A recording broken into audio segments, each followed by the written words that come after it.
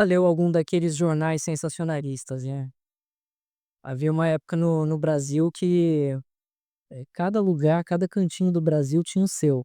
São Paulo, daqueles que eram de São Paulo, sul de São Paulo, então tinha o Notícias Populares. Não sei se alguém conhecia esse jornal. Mas, bom, as matérias eram absurdas, mas elas causavam grande barulho, especialmente entre entre as crianças, né. Certamente não era o tipo de jornal que você procurava para saber o que realmente estava acontecendo no mundo, porque nada parecia muito confiável. Mas, sabe, nem sempre jornais grandes também são confiáveis, às vezes, né? Por exemplo, teve um tempo atrás que a Globo News noticiou o seguinte: polícia fecha a Avenida Paulista nos dois sentidos para evitar que manifestantes fechem a Avenida Paulista. Que o Balanço Geral de Minas disse assim: crime em Araxá. Casal morto reconheceu bandido.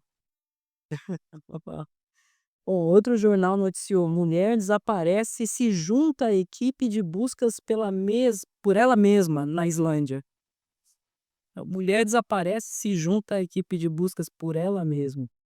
E veja, essas são notícias de jornais, grandes até, né. Mas havia outros menores, mais sensacionalistas também. Um desses pequenos disse assim, uma matéria: mulher dá à luz a um bebê de 2 anos de idade. Andou e falou em 3 dias. Talvez essa seja uma que eu gosto. Diz assim: vampiro vegano ataca árvores. Essa era uma matéria. Bom, a gente ouve aí o por todo lugar, né, o que a gente chama de fake news. E a pergunta é: como é que a gente sabe que alguma coisa é verdadeira? Quais são os critérios, o que está por baixo, então, da busca pela verdade? Talvez você responderia que essas matérias, elas não são verdadeiras, porque elas não se encaixam na experiência humana, essas coisas não são verificáveis. Mas quando nós pensamos nisso, nós estamos pensando em um método, então, de reconhecer a verdade. Há alguma coisa por trás, há alguma ideia, então, alguma estrutura que talvez nos conduza ao conhecimento da verdade. Há um tempo atrás, houve uma pesquisa perguntando se as pessoas acreditavam em verdade absoluta. E, não sei se eu fiquei surpreso, talvez chocado seja a palavra, mas somente 28% das pessoas diziam acreditar em verdade absoluta. Depois fizeram uma mesma pesquisa entre cristãos, e aí eu fiquei realmente chocado. 23% somente dos cristãos diziam acreditar em verdade absoluta. E eu fiquei chocado porque mais de 75, então 77% dos cristãos ali, pelo menos dentro daquela pesquisa, não criam que existe algo como verdade absoluta. E isso me choca, porque algumas coisas que Jesus disse, elas pretendem ser verdades absolutas. Ah, Agora, isso é no mínimo contraditório, né, você já pensou nessa contradição? Se você disser que não existe verdade absoluta, isso precisa ser uma verdade absoluta. E se você então crê que isso é uma verdade absoluta, ela precisa existir. Então é uma contradição de termos. O ponto é que em qualquer reflexão filosófica que se faça, você precisa caminhar para um lado que vai te conduzir a um ponto. Existe verdade em algum lugar. Agora, onde ela está, como ela se apresenta? Bom, Jesus ele disse algo que nos dá uma dica, e ele disse assim: "Eu sou o caminho, a verdade e a vida. Ninguém vem ao Pai senão por mim." Mas há muitas coisas ainda por trás dessas palavras, e eu queria destacar algumas delas, mas por baixo agora das palavras de Pedro. Nós estamos estudando a segunda carta de Pedro. Nós já estudamos a primeira, agora nós estamos na segunda carta, no primeiro capítulo, e seguindo a nossa sequência, nós vamos agora para os versos 16 ao verso 21. Então, segunda carta de Pedro, se você tiver algum dispositivo ou a Bíblia, é segunda carta de Pedro, primeiro capítulo, os versos 16 ao 21. Eu vou ler aqui na versão revista e atualizada, é a versão que eu costumo usar aqui. Diz assim: porque não vos demos a conhecer o poder e a vinda de nosso Senhor Jesus Cristo, seguindo fábulas engenhosamente inventadas. Mas nós mesmos fomos testemunhas oculares da sua majestade, pois ele recebeu da parte de Deus Pai honra e glória, quando pela glória excelsa lhe foi enviada a seguinte voz: Este é o meu filho amado, em quem me comprazo.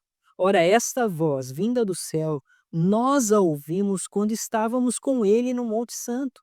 Temos assim tanto mais confirmada a palavra profética, e fazeis bem em atendê-la, como a uma candeia que brilha em lugar tenebroso, até que o dia clareie e a estrela da alva nasça em vosso coração, sabendo primeiramente isto, que nenhuma profecia da Escritura provém de particular elucidação, porque nunca, jamais qualquer profecia foi dada por vontade humana. Entretanto, homens santos falaram da parte de Deus, movidos pelo Espírito Santo. Bom, vocês já sabem, eu já repeti isso várias vezes, que o contexto em que Pedro prega essas palavras, ele entrega essas cartas, é um contexto de perseguição. Os cristãos estavam sendo perseguidos, muitos deles fugiram dos lugares onde estavam e foram se instalar em outras cidades, isso ainda falando sobre a primeira carta. E talvez num momento de um pouquinho mais de estabilidade ou não, não sei ao certo, mas Pedro ele envia agora uma outra carta, preocupado não só com os problemas externos que acometiam a igreja, mas agora com os problemas internos também da igreja. Então a segunda carta, ela tem esse foco. Ela tem a preocupação com o que está acontecendo entre os irmãos, aqueles que estão sofrendo essa perseguição, que estão instalados em outros lugares, o que acontece, seja no coração deles, seja no contexto da igreja, nas conversas que eles têm internamente. Então Pedro está focado em conduzir a mensagem para a igreja, na sua, no seu conjunto igreja, né, na sua internalidade como igreja. E ele quer lembrar aqueles irmãos, ele quer trazer coisas à memória, ele quer que aqueles irmãos sejam fortalecidos com essas coisas. E ele fala muito de conhecimento, ele pede para que eles conheçam, para que eles pensem nisso. Ele fala muito sobre esses termos. Por exemplo, no verso 2 ele diz assim: graça e paz vos sejam multiplicadas no pleno conhecimento de Deus e de Jesus, nosso Senhor. Depois, no verso 5, ainda na sequência, ele diz: por isso mesmo, vós reunindo toda a vossa diligência, associai com a fé a virtude, o conhecimento. E depois no verso 8 ele diz: "Por estas coisas existindo, porque estas coisas existindo em vós e em vós aumentando, fazem com que não sejais nem inativos, nem infrutuosos no pleno conhecimento de nosso Senhor Jesus Cristo." Veja, Pedro ele fala de conhecimento, conhecimento e conhecimento o tempo todo. E por que ele fala isso? Ele estava preocupado com um grupo que estava surgindo no contexto da igreja. Esse grupo mais à frente foi conhecido como gnósticos. Eles usavam a palavra gnosis, que significa conhecimento, para dizer que eles tinham recebido um conhecimento especial, um conhecimento à parte que outras pessoas não tinham recebido, os apóstolos não tinham recebido, os líderes da igreja não tinham recebido. Os profetas não receberam, eles agora têm uma gnosis, um conhecimento particular.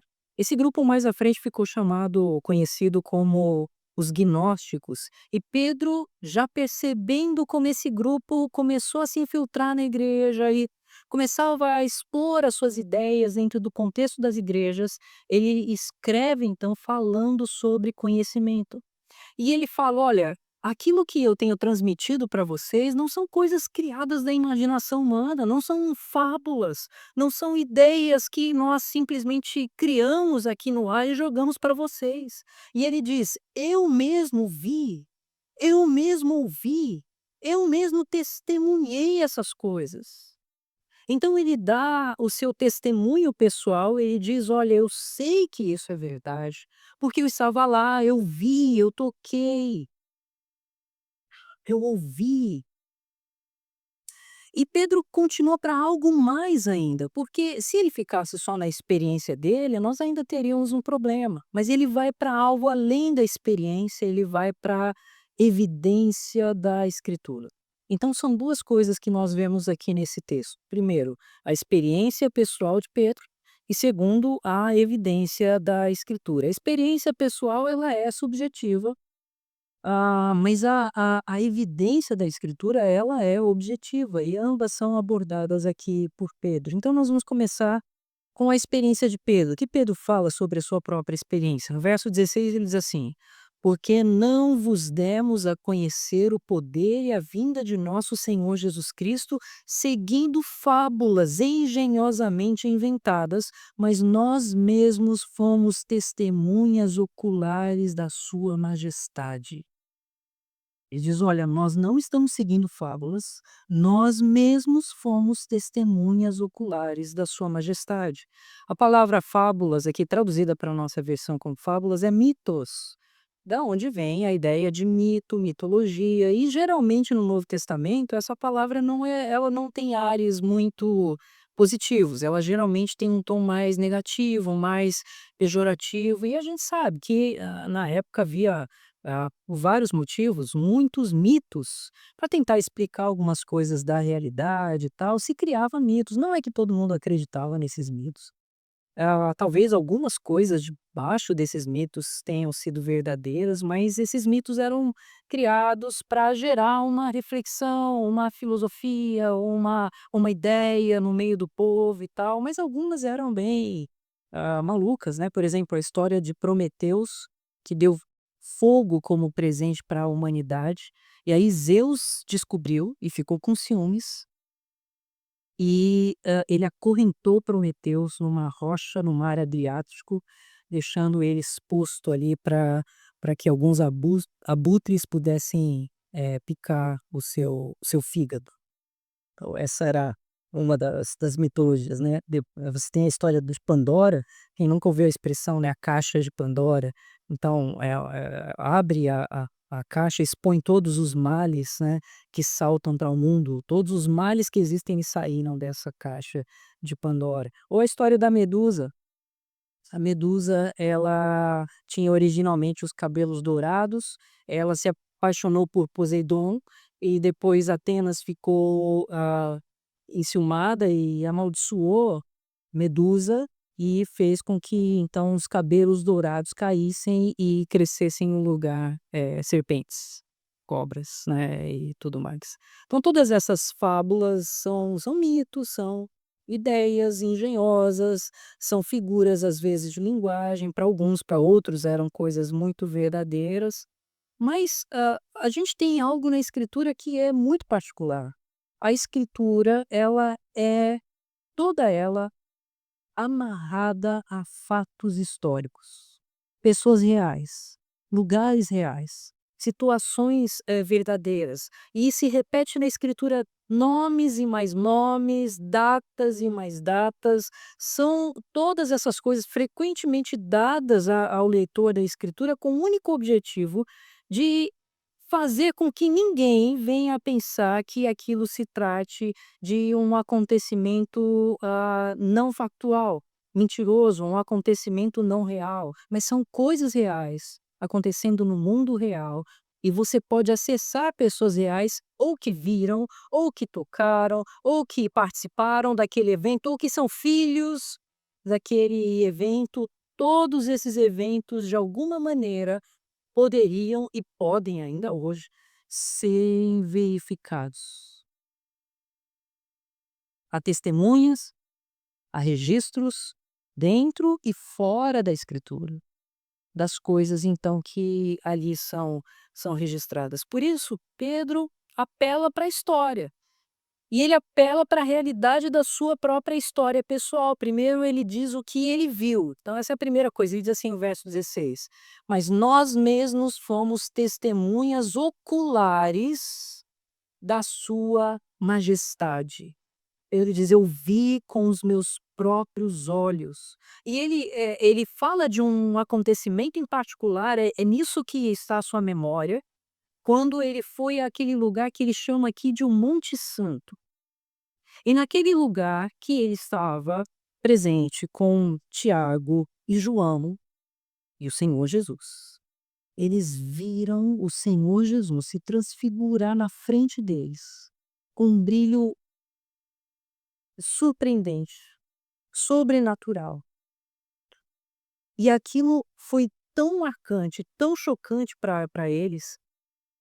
Pedro, ele fica apavorado na ocasião, porque ele não só vê aquele sinal de divindade em Cristo Jesus, porque para vocês entenderem o contexto, as divindades elas, um dos aspectos era apresentar esse brilho, essa glória brilhante, a brancura e tudo mais. Então quando eles veem aquilo acontecer na frente deles, Pedro fica assombrado e vê não só o Senhor Jesus se transfigurando, mas a Bíblia conta que 2 pessoas aparecem com o Senhor Jesus.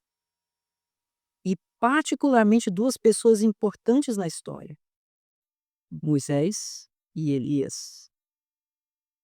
Um representando a lei, talvez, e o outro representando os profetas, não sei se era por isso. Mas eles aparecem conversando com o Senhor Jesus. Era, sem dúvida, algo extraordinário, algo fora do comum. Pedro fica tão apavorado com a situação que, sabe, o jeito dele de querer falar em todo tempo e fora do tempo, inclusive, ele fala assim: "Olha, que bom que estamos aqui", né, ele não tem o que falar, ele começa assim: "Que bom que estamos aqui". Sério, Pedro, podia ter outra coisa para falar, né?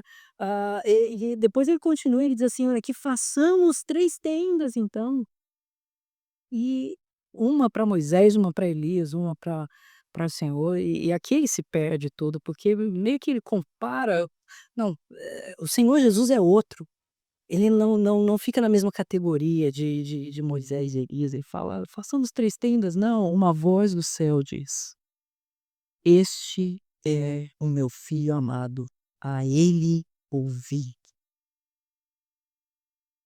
Imagina que choque aquela ocasião, aquela situação. Eu quero que você pense nisso e se imagine lá no contexto. E Pedro diz: "Porque não vos demos a conhecer o poder e a vinda de nosso Senhor Jesus Cristo seguindo fábulas engenhosamente inventadas". E ele diz: "O poder e a vinda do Senhor Jesus Cristo". Ah, há palavras ali que são, difíceis para a gente traduzir. A ideia de vinda é a ideia da presença real, da realidade da presença, como é que eu posso expressar isso? Eh, da verdadeira presença do Senhor. E ele coloca nesses termos ali, ele dizendo: "Olha, eu vi a verdadeira presença do Senhor. Eu vi o Senhor verdadeiramente presente naquela ocasião". E ele disse: "Em verdade vos afirmo", aliás, eu estou pulando aqui uma parte da minha nota. Jesus ele disse naquela ocasião para os discípulos, em outra, mais um pouquinho à frente, ele diz assim: "Em verdade vos afirmo que dos que aqui se encontram, alguns há de que maneira nenhuma passarão pela morte, até que vejam ter chegado o poder do reino de Deus". Eu me pergunto se talvez aquela ocasião em que Pedro, João, Tiago viram aquela glória do Senhor fosse um pouco disso. Talvez também na ressurreição de Cristo, quando ele se apresenta aos discípulos, ele viu um pouco disso, do poder e da glória do reino, talvez seja isso. Mas o que Pedro diz é: "Eu estava lá, eu vi, eu tive uma visão prévia de atrações futuras, eu vi o trailer do grande momento. Eu vi a presença do Senhor naquele monte santo e eu sei que isso é verdade. Creio em mim", é como se Pedro dissesse. "Creio, eu vi com os meus próprios olhos, eu estava lá".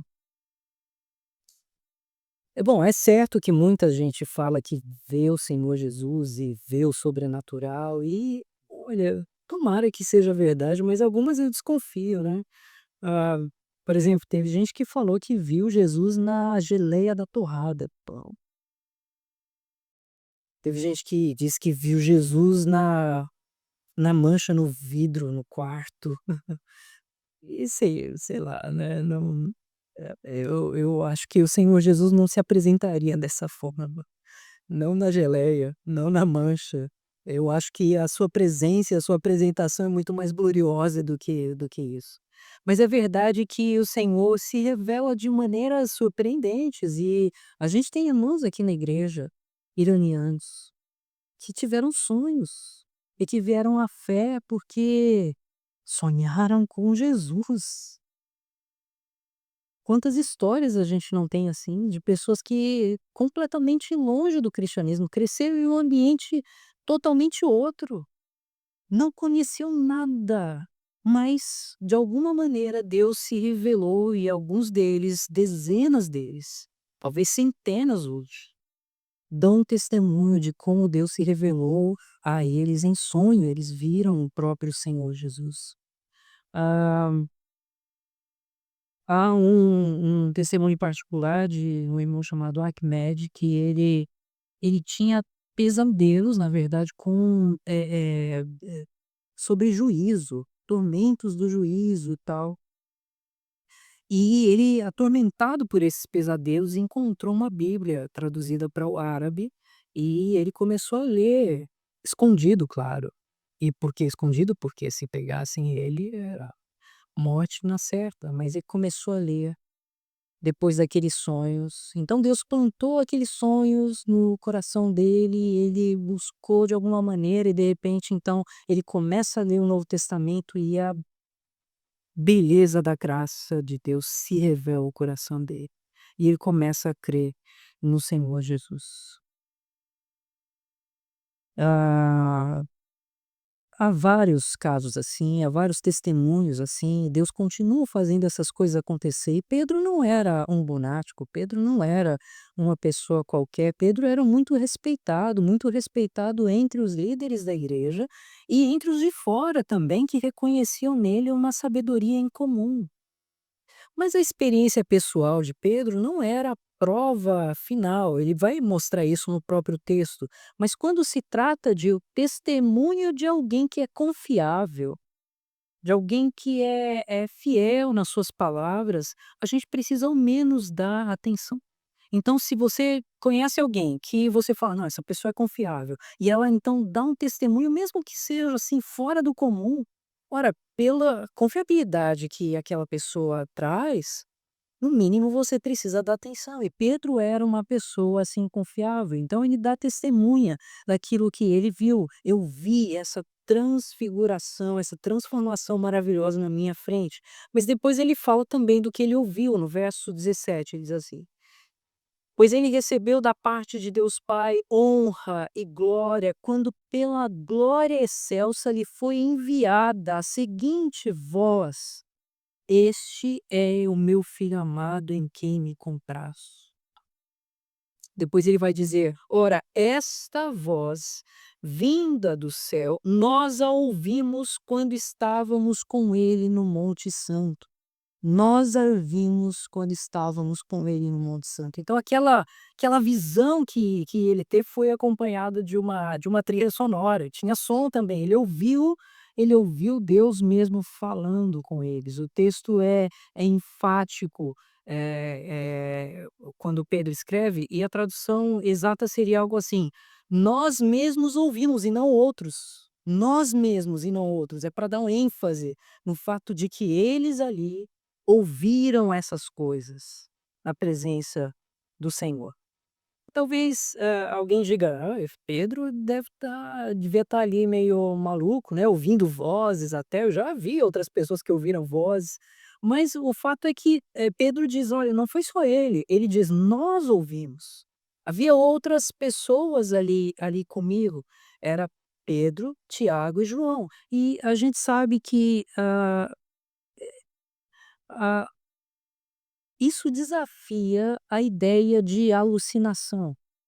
Você geralmente tem alucinação pessoal, mas alucinação em grupo, isso, Nunca foi conclusivo, nunca houve nenhuma conclusão, nenhum estudo que pudesse comprovar que uma alucinação em grupo, pessoas vendo a mesma coisa, ouvindo a mesma coisa, isso pudesse ser verdadeiro.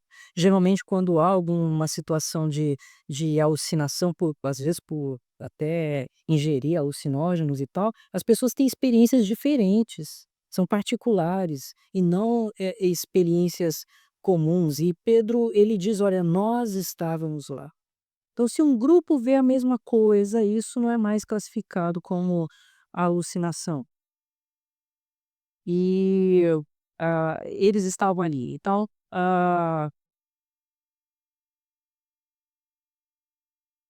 já parou para pensar como era aquele, momento de os 3 juntos, um olhando para o outro talvez ali surpresos, sem saber o que dizer um para o outro naquela ocasião, porque olha, você vê o que eu vejo. Você ouve o que eu ouço. Você ouviu isso. E ele diz: "Olha, nós ouvimos, nós vimos". Tanto que João também, quando ele escreve algo parecido na primeira carta dele, ele começa assim: "O que era desde o princípio, o que temos ouvido, o que temos visto com os nossos próprios olhos, o que contemplamos e as nossas mãos apalparam com respeito ao verbo da vida, e a vida se manifestou, e nós a temos visto e dela damos testemunho e vô-la anunciamos, a vida eterna, a qual estava com o Pai e nos foi manifestada, o que temos visto e ouvido e anunciado também a vós, outros, para que vós igualmente mantenhais comunhão conosco. Ora, a nossa comunhão é com o Pai e com o seu Filho, Jesus Cristo. Veja, João ele também diz: "Olha, eu vi também, eu ouvi com os meus próprios eu ouvi com os meus ouvidos, eu vi com os meus próprios olhos, eu toquei, eu tive essa experiência e olha aquela palavra, aquela glória eterna do Senhor se ela veio até nós, o verbo da vida, nós somos testemunhas oculares, nós vimos as suas obras, nós ouvimos as suas palavras". E no começo talvez poderia ser só uma questão de: "Ah, vamos seguir um rabi aqui, um mestre, ele tem umas palavras legais, ele dá umas palestras aí que são bacanas e tal", e eles começaram a seguir. De repente eles veem esse mestre parando uma tempestade. Eles veem esse mestre curando membros atrofiados, cego de nascença, ressuscitando pessoas. Eles vão chegando num ponto que eles sabem que eles não estão lidando com qualquer um, nem mesmo um mero humano, embora seja homem. Há algo mais. E o coração deles é tomado por essa realidade. Eu vi, eu toquei, eu ouvi. Eu ouvi os sermões poderosos, mas o Senhor não só falou, ele fez e aconteceu. Agora, alguém pode dizer: "A experiência por si não prova nada", isso seria verdade. Vamos supor que alguém se coloque diante de vocês e diga assim: "Senhoras e senhores, olha, eu tenho uma mensagem para vocês, eu tenho esfregado casca de banana na minha cabeça, e, isso tem causado uma mudança maravilhosa na minha vida, tudo mudou, agora eu tenho paz e alegria, eu tenho amor no meu coração, eu tenho aprendido a língua dos chimpanzés", né. Olha, o primeiro pensamento da gente quanto a isso seria, com certeza esse cara é absolutamente louco, é uma pessoa fora de si. Mas talvez a gente deveria fazer uma pergunta: há outras pessoas na história, ao longo da história, que também esfregaram casca de banana na cabeça e suas vidas foram mudadas, e elas tiveram paz, amor, alegria e começaram a conversar a língua dos chimpanzés? E se houvesse um número cada vez maior de pessoas fazendo isso, talvez a nossa próxima atitude seria: "Vou começar a investir em bananas também". Porque você começa a ter um corpo de testemunhas. Eu sei que o exemplo é meio absurdo que eu estou dando aqui, mas às vezes as pessoas olham para a mensagem do evangelho como loucura, como um absurdo, como uma coisa de louco mesmo. Mas quando você olha para a história e vê milhares e milhares de pessoas dizendo que a verdade do evangelho transformou a vida delas, e pessoas que estão agora dispostas a morrer por essas verdades, você precisa, no mínimo, começar a dar atenção a isso. Aqueles discípulos do Senhor Jesus, os apóstolos, eles começaram a falar dessas coisas ao ponto de colocar-se em risco, e todos eles morreram por causa das coisas que eles anunciavam. E não só eles, mas os outros que vieram, aqueles a quem Pedro escrevia as cartas, muitos deles morreram, degolados no fogo, empalados, de formas cruéis. Mas eles aceitaram a morte, e mortes cruéis, por causa da verdade que eles tinham abraçado. E isso precisa criar, no mínimo, alguma curiosidade no coração dos homens.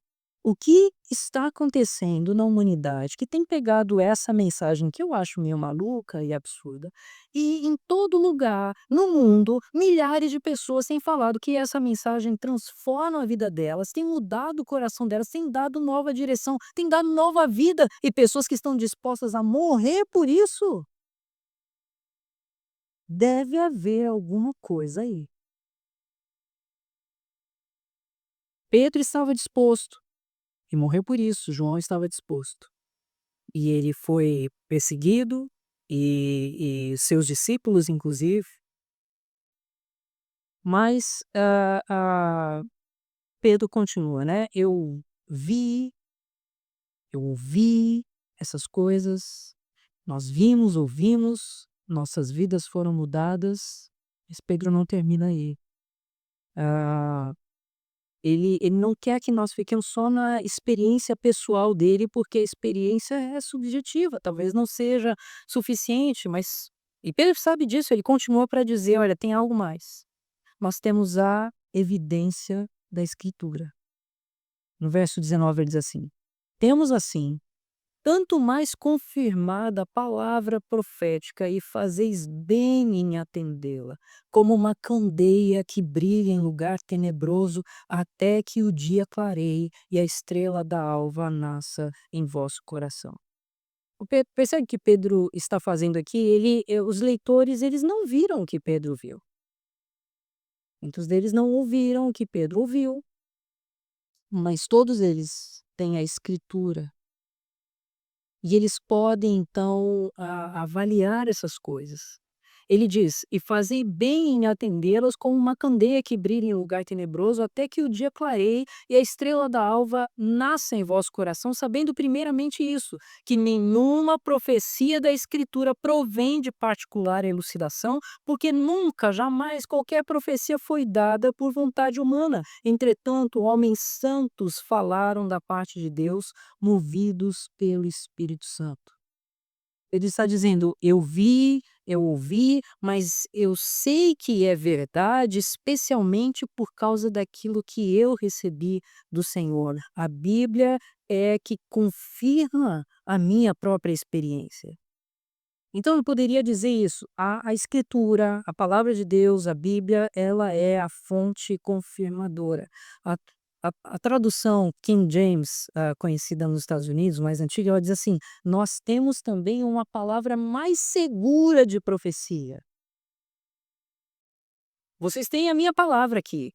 Vocês têm a minha experiência, mas nós temos uma palavra mais segura de profecia, e Pedro está dizendo: "Eu sei que é verdade", novamente, por causa do que eu ouvi, do que eu ouvi, mas eu realmente sei que é verdade. Eu estou seguro disso, não só pela minha experiência pessoal, mas por causa do que a Escritura diz. A palavra bíblica, ela predizia todas essas coisas que Pedro veio a ver com seus próprios olhos. Todas as coisas que ele, chegou a ver no Messias, toda a majestade que ele viu no Messias, foram antes confirmadas por aquilo que vinha predito por meio dos profetas e que Pedro então pôde ver ao vivo. Você tem um monte de profecias cumpridas com exatidão na Escritura. Você tem 400 anos antes do povo de Israel ir para o Egito, uma predição da parte de Deus que eles seriam conduzidos como escravo para lá. Você tem, antes 100 anos antes deles irem pra Babilônia, no cativeiro babilônico, você tem uma profecia. Isaías 45 prediz que o templo de Israel seria destruído 100 anos antes disso acontecer, o primeiro templo de Israel. No mesmo texto do profeta Isaías, ele fala de um personagem, de uma pessoa que viria e cita o nome da pessoa de Ciro. Este seria o libertador de Israel. Isso ele faz 160 anos desse personagem aparecer na história e realmente libertar o povo de Israel. E conduzir então de volta à terra de Jerusalém. E várias outras profecias, se eu falar das profecias referentes ao Messias, ao Cristo, eu teria que voltar então em cada texto bíblico, porque tem dezenas, centenas de profecias que se cumpriram perfeitamente na pessoa de Cristo. É impressionante o número da de pessoas que acreditam que não, a Bíblia só pode ter sido escrita depois desses eventos. E aí depois você vê um monte de arqueólogo achando textos antigos, que comprovam a sua antiguidade e mostram que, olha, eles vieram antes dos reais acontecimentos, e eles estavam lá. E a Bíblia ela então ela não só confirma com a realidade da sua história, das coisas que aconteceram, mas ela vai se confirmando no seu poder naquilo que ela predizia também. Há um tempo atrás, houve uma matéria numa revista americana chamada de Os Profetas Modernos. E aí eles chamaram vários artistas, influencers e tal, estrelas de cinema, figuras esportivas para dizer: "Olha, vocês conseguem predizer o que vai quais são as previsões para os próximos 6 meses?". E fizeram então as suas previsões e tal. Qual foi o resultado? Será que um terço acertou alguma coisa? O resultado final foi zero. Ninguém acertou nada. Bom, Pedro admite que a sua experiência por si só ela não é final, mas ele fala: "Olha, a minha experiência, combinada com a verdade da Escritura, ela se torna válida e verificável. Eu sei pelo que eu vi, eu sei pelo que eu vi, mas especialmente pelo que eu li, e agora vi e ouvi como predito pelos profetas". Então a Bíblia, como eu falei, ela é uma fonte confirmadora. Segundo Pedro, nos mostra que a Bíblia é uma fonte esclarecedora. O verso 19 novamente diz assim: "Temos assim, tanto mais confirmada a palavra profética", ou uma palavra mais segura de profecia, na outra tradução, "e fazeis bem em atendê-la como a uma candeia que brilha em lugar tenebroso".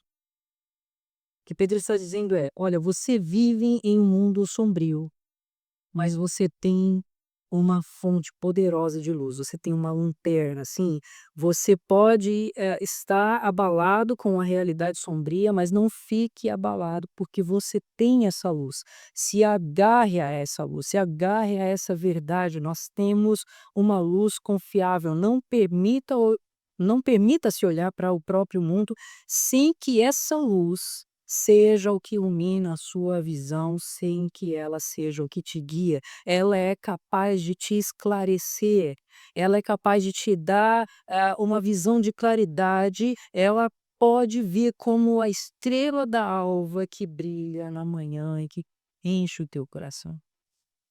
O Salmo 119 dizia: "Lâmpada para os meus pés é a tua palavra e luz para os meus caminhos". Quando Jesus começou o seu ministério público, O Evangelho de Mateus diz que ele cita o profeta Isaías dizendo assim: "O povo que jazia em trevas viu grande luz, e aos que viviam na região da morte, da sombra e da morte, resplandeceu-lhes a luz." E ele fala então que aquela profecia se cumpria na própria presença dele. Quando Pedro diz: "Até que o dia clareie e a estrela da alva nasça em vosso coração", ele está se referindo ao fato de que, olha, o Senhor Jesus, ele é essa iluminação presente nesse mundo cheio de trevas. E por que ele diz isso? Novamente, aqueles irmãos estavam sendo perseguidos para morrerem por causa disso. Se você pensa no mundo sombrio, era o mundo em que eles viviam. Muito próximo daquilo que acontece hoje na Nigéria. Eles viviam com a sombra da morte ao redor deles.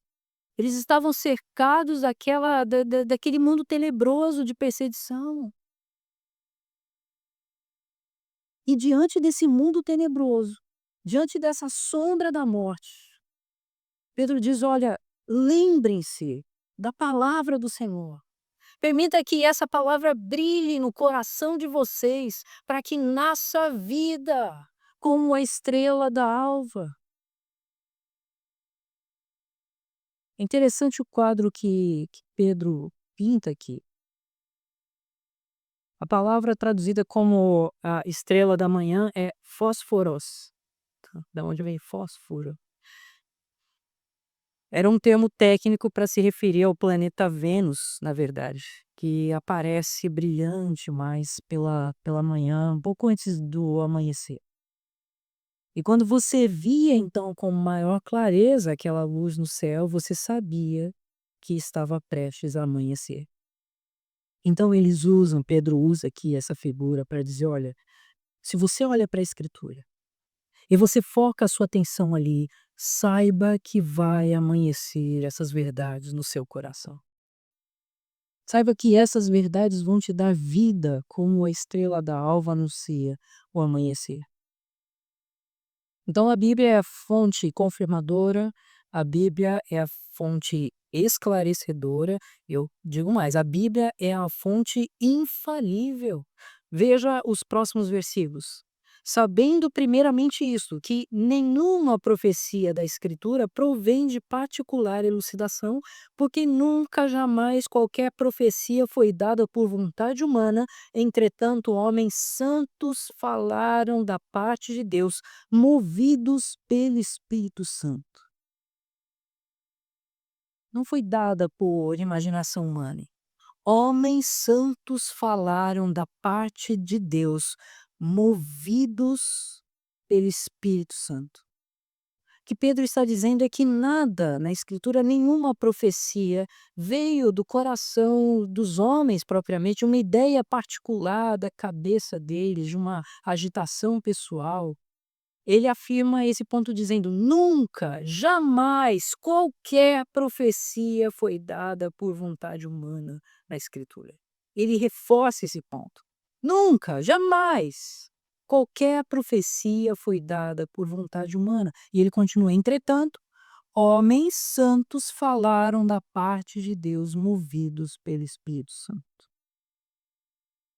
Essa expressão movidos é um termo de navegação. É É como se as velas de um navio elas estivessem içadas para serem conduzidas para onde o vento levar. Essa é a palavra que Pedro usa, é uma palavra que indica esse movimento das velas de um navio içadas para serem conduzidas para onde o vento levar. E o que é interessante é que a palavra espírito, em grego, pneuma, também é vento. E ele diz então que o vento santo conduziu esses homens. Essa é a figura que ele monta. Olha, a vela estava içada, o barco estava ali e o vento santo, o Espírito Santo, conduziu esses homens. E é interessante esses detalhes, porque o que Pedro está dizendo é que esses homens não foram tomados como num transe, e então eles começaram ali a uma, como fala aquela coisa, psicografia, né. Não, Deus usou aqueles homens na capacidade deles, na sabedoria deles, na experiência deles. Ele não eliminou a inteligência daqueles homens ou a capacidade daqueles homens, mas ele conduziu aqueles homens para aquilo que ele queria que fosse revelado. E é por isso que quando nós vamos lendo o texto bíblico, nós vemos diferenças de estilo, diferenças de forma, palavras diferentes, jeitos diferentes. Não havia um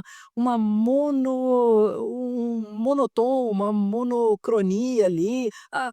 Havia toda a beleza de cores de Deus usando homens, mulheres, usando servos do Senhor em todo lugar, para conduzindo-os pelo Espírito levar o que ele queria levar. E ele faz assim, levando a sabedoria que aqueles homens tinham, a experiência que aqueles homens tinham, a cultura que aqueles homens tinham, as coisas que eles conheciam do dia a dia, e então o Espírito Santo os conduziu, os moveu, para que então aquilo que eles entregassem viessem da parte de Deus. Isso não é uma tarefa difícil para aquele que criou o céu e a terra. Por que a gente fica lutando tanto com essas coisas, não é?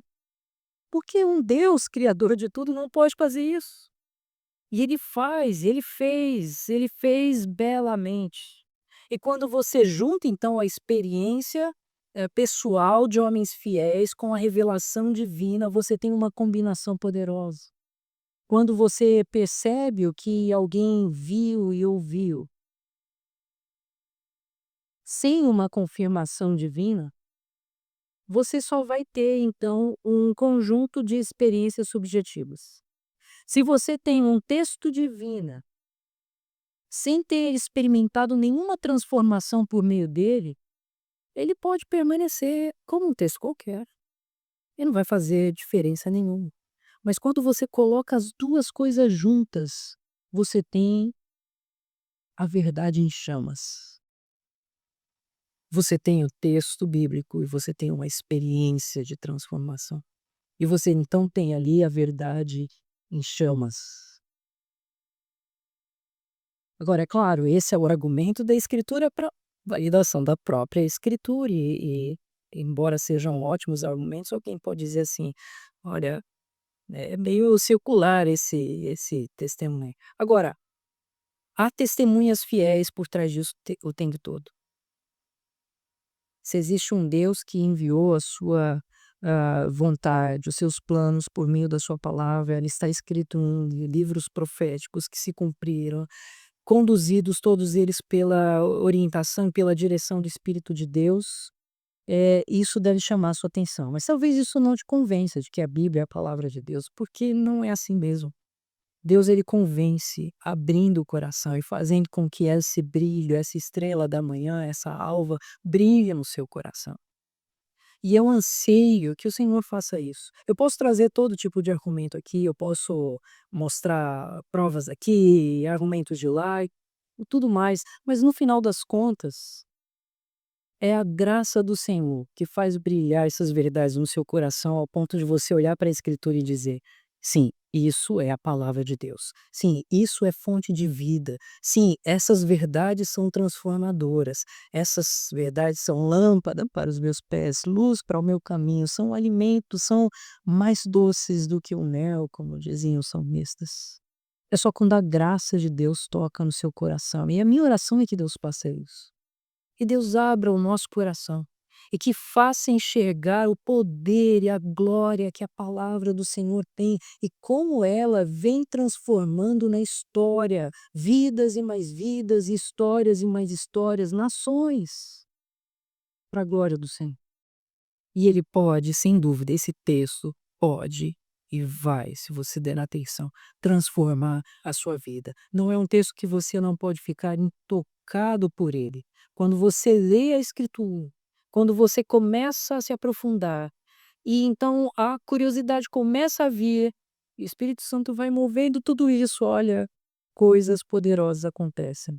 na sua vida. E aquela transformação que antes você ouvia falar, os seus olhos verão, e não só isso, você vai sentir e vai vivenciar essa mesma coisa.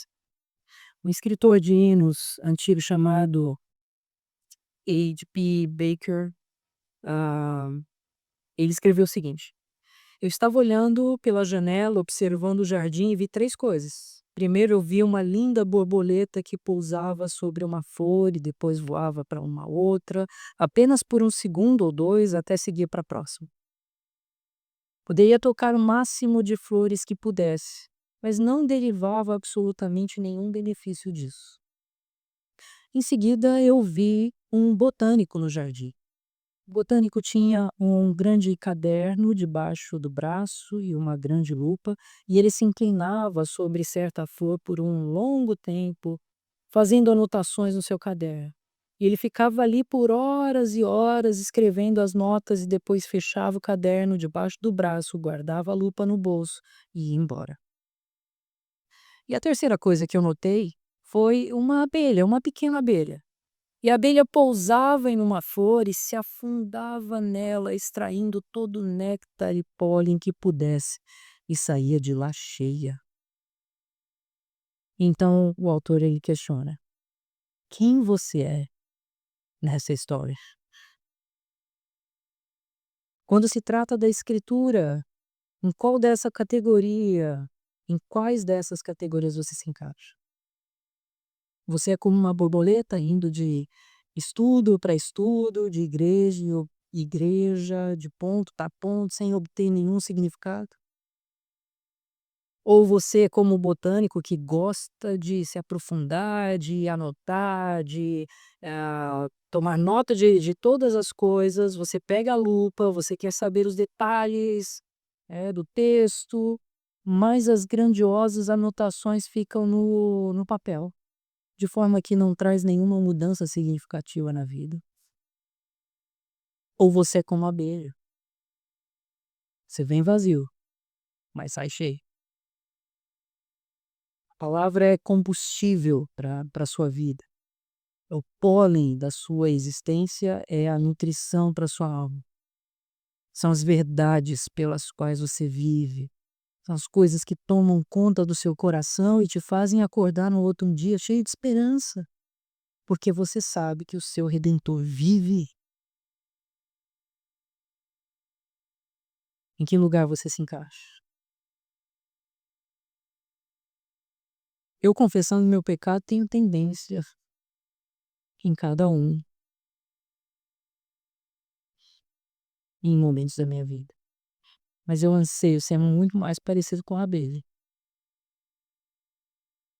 Eu vi ansioso, faminto diante do Senhor, dizendo: Senhor, encha-me com a tua palavra, guia o meu coração, faça com que a luz das suas gloriosas promessas venham brilhar e trazer renovo, e trazer vida, e trazer esperança, e me fazer acordar no próximo dia olhando para frente e sabendo, sim, que essas coisas são verdadeiras. Meu Redentor vive, eu tenho um Deus poderoso e soberano.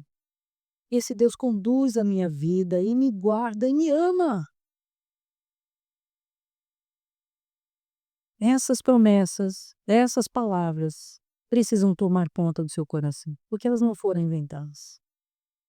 Elas vieram do Senhor. Elas foram provadas na história. Homens fiéis vivenciaram a experiência de tê-las visto, tocado. E muitos de nós podemos testemunhar a nossa própria experiência de termos sido tocados e transformados e renovados e recebido nova vida. Nós louvamos ao Senhor por essa transformação e eu desejo de coração que todos nós possamos viver essas transformações pela palavra poderosa. Como é que eu sei da verdade? Olha, eu volto para a Escritura. Lá eu tenho a fonte de verdade. A verdade verdadeira sobre todas é o Senhor quem me revelou pela sua palavra. Vamos orar. Senhor Deus, nós te agradecemos pela instrução que o Senhor nos dá e por renovar em nós, ó Deus, a glória e o poder que a tua palavra tem, ó Deus. Encha o nosso coração com essas verdades.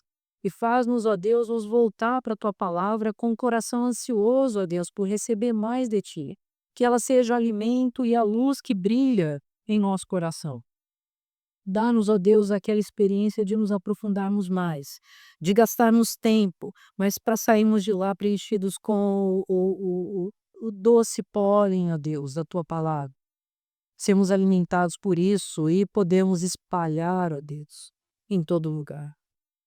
Abençoe-nos, ó Deus, com a tua poderosa palavra e tome o coração daqueles que aqui estão, ó Deus.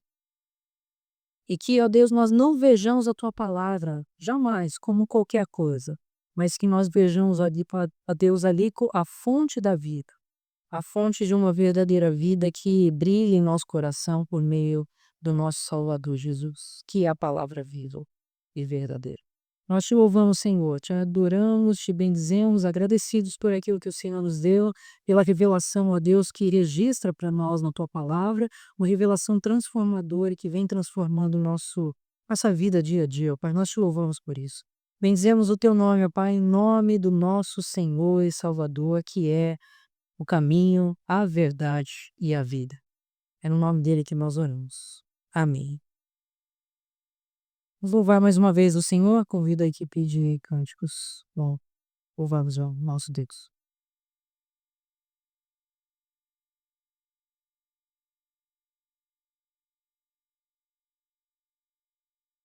Dedicar